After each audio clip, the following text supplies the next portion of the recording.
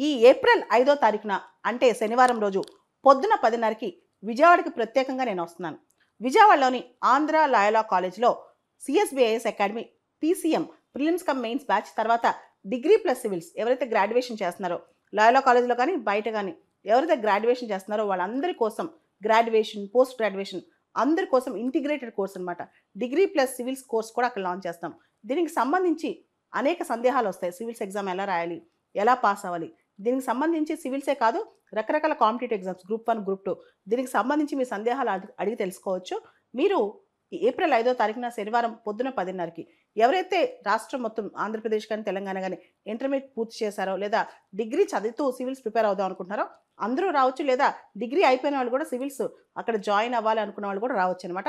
April 5వ తారీఖు పొద్దున 10:30కి విజయవాడలో నేను స్వయంగా ఆంధ్ర లాయలా కాలేజ్కి వస్తున్నాను. విజయవాడ ఆంధ్ర లాయలా కాలేజ్కి ముందు నుంచే అనౌన్స్ చేసినట్లు American president Donald Trump April 2వ తారీఖున భారీ టారిఫ్లు అనౌన్స్ చేశారు. ఇప్పటి వరకు కూడా అంటే గత 3 నెలలుగా దేశాల మీద ఇండివిజువల్గా కంట్రీస్ మీద ఇండివిజువల్గా సెక్టర్స్ మీద ఆయన మాట్లాడారు, టారిఫ్స్ అనౌన్స్ చేశారు. అంటే మెక్సికో గురించి, కెనడా గురించి, చైనా గురించి, యూరోపియన్ యూనియన్ గురించి ఈ విధంగా విడివిడిగా మాట్లాడారు.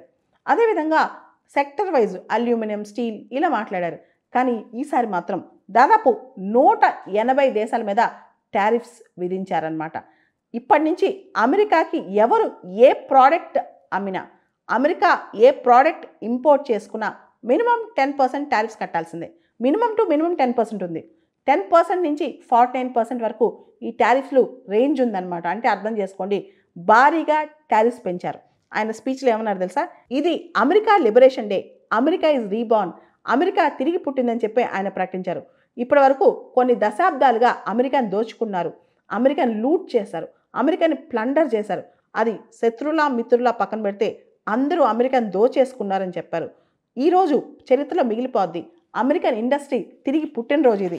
ఎందుకంటే అమెరికా తన డెస్టినీ మళ్ళీ రీక్లెయిమ్ చేసుకుంటుందని చెప్పారు. మనకు తెలిసిన కథనాల ప్రకారం ఆయనకి చాలా బాధ కలిగింది. దానికి ప్రధానమైన కారణం అమెరికా ప్రపంచ దేశాల్లో ట్రేడ్ డెఫిసిట్, అంటే అమెరికా అమ్మేది తక్కువ కొనుక్కునేది ఎక్కువ అనమాట. దాదాపు 1.2 ట్రిలియన్ ట్రేడ్ డెఫిసిట్ అమెరికాకు ఉంది. దీన్ని తగ్గించడానికి ఆయన ప్రయత్నం అనమాట. వరల్డ్లోనే అతి ఎక్కువగా ట్రేడ్ డెఫిసిట్ ఉన్న దేశం అమెరికా. ఇంత లార్జెస్ట్ ట్రేడ్ డెఫిసిట్ ఏ దేశానికి లేదు. $1.2 ట్రిలియన్ ట్రేడ్ డెఫిసిట్ అంటే అర్థం చేసుకోండి. అమెరికా విధించిన ఈ టారిఫ్స్ వల్ల దాదాపు $600 నుంచి $700 బిలియన్ వరకు ట్రేడ్ డెఫిసిట్ తగ్గుద్దని అంచనా వేస్తున్నారు. ఈరోజు సడన్గా మార్కెట్స్లో చాలా వాలటిలిటీ వచ్చింది. కొన్ని స్టాక్ మార్కెట్స్ అయితే బాగా పడిపోయాయి కూడా.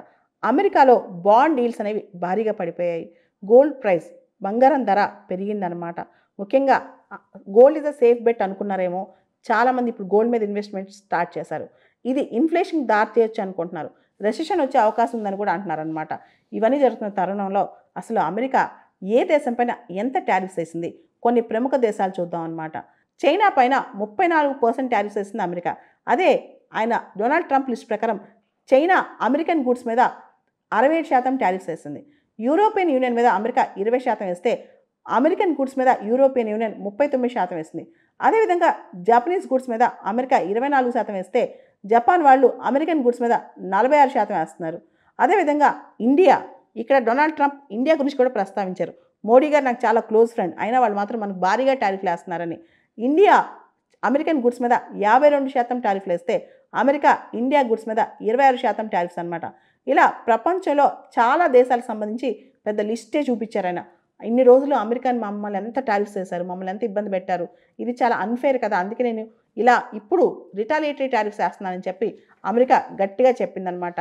అమెరికా వేసిన ఈ పన్నుల వల్ల ఇండియాకు కొంత నష్టం అయితే జరుగుతుందన్నమాట. ముఖ్యంగా మన ఎలక్ట్రానిక్స్, కంప్యూటర్స్, బాయిలర్స్, టర్బైన్స్ ఈ ఇండస్ట్రీస్, అదేవిధంగా footwear industry, agriculture sector, associated sectors వీటి మీద ఇబ్బంది ఉంటుంది.